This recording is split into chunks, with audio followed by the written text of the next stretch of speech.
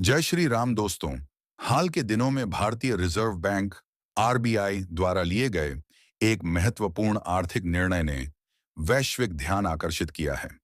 Britain, America और चीन जैसे बड़े देश भी इस पर विचार करने को मजबूर हैं कि भारत आखिर क्यों अपने विदेशी मुद्रा भंडार में सोने की हिस्सेदारी तेजी से बढ़ा रहा है। जनवरी में आरबीआई ने 3 टन सोना खरीदा, जिससे भारत का कुल स्वर्ण भंडार 879 टन तक पहुंच गया। लेकिन सवाल यह उठता है कि जब भारतीय रुपया डॉलर के मुकाबले गिर रहा है और शेयर बाजार अस्थिर हो रहा है, तब आरबीआई सोने की ओर इतना ध्यान क्यों दे रहा है?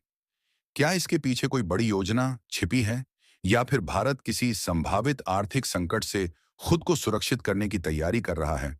दुनिया इस समय गंभीर आर्थिक और व्यापारिक उथल-पुथल से गुजर रही है। अमेरिका की नीतियों में बदलाव हो रहे हैं, वैश्विक व्यापारिक तनाव बढ़ रहा है और कई देश अपनी आर्थिक सुरक्षा को प्राथमिकता दे रहे हैं। इस माहौल में भारत की मुद्रा पर दबाव बढ़ रहा है, विदेशी निवेशक अमेरिका की ओर आकर्षित हो रहे हैं और भारतीय बाजार में अस्थिरता देखी जा रही है। ऐसे समय में आरबीआई का सोने की ओर झुकाव एक दूरगामी रणनीति का संकेत हो सकता है। कुछ लोगों को लग सकता है कि चूंकि आरबीआई के पास नोट छापने की क्षमता है, तो उसे सोने की आवश्यकता क्यों पड़ रही है? लेकिन वास्तविकता यह है कि आरबीआई केवल उतनी ही मुद्रा छाप सकता है जितनी उसके पास ठोस संपत्ति के रूप में बैकअप हो। जिस तरह कोई व्यक्ति बैंक से लोन लेने के लिए संपत्ति गिरवी रखता है, उसी तरह केंद्रीय बैंक को भी अपनी मुद्रा की वैल्यू बनाए रखने के लिए संपत्ति की जरूरत होती है। अमेरिका के विदेशी मुद्रा भंडार का 75% हिस्सा सोने में है, जबकि जर्मनी की स्थिति भी कुछ ऐसी ही है। अब तक भारत अपने विदेशी भंडार का केवल 11% हिस्सा ही सोने में रखता था, लेकिन अब इसे बढ़ाने की कोशिश की जा रही है। सवाल यह उठता है कि क्या यह किसी आगामी वैश्विक आर्थिक संकट की तैयारी है? भारत द्वारा विदेशी मुद्रा भंडार में सोने की हिस्सेदारी बढ़ाने से संकेत मिलता है कि देश डॉलर पर अपनी निर्भरता कम करने की कोशिश कर रहा है।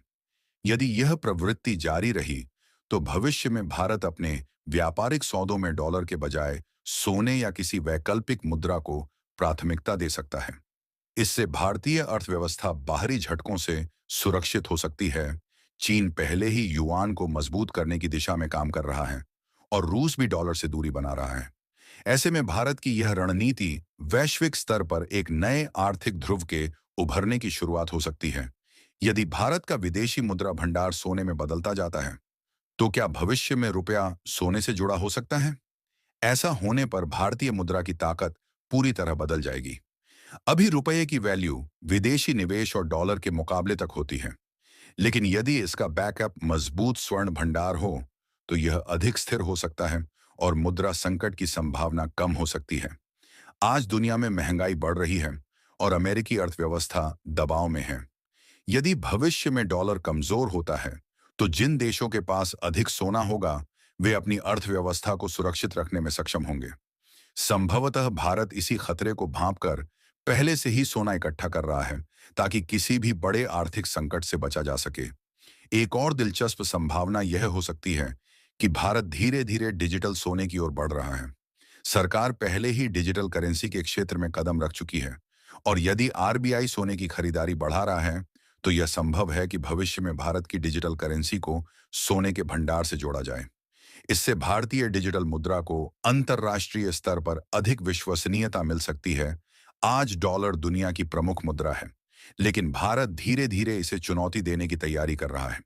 यदि आरबीआई का यह सिलसिला जारी रहता है, तो भारत के पास पर्याप्त सोना होता है, तो वह इसे गारंटी के रूप में रखकर वैश्विक परियोजनाओं में निवेश कर सकता है, जिससे भारतीय कंपनियों को वैश्विक स्तर पर अधिक शक्ति मिल सकती है।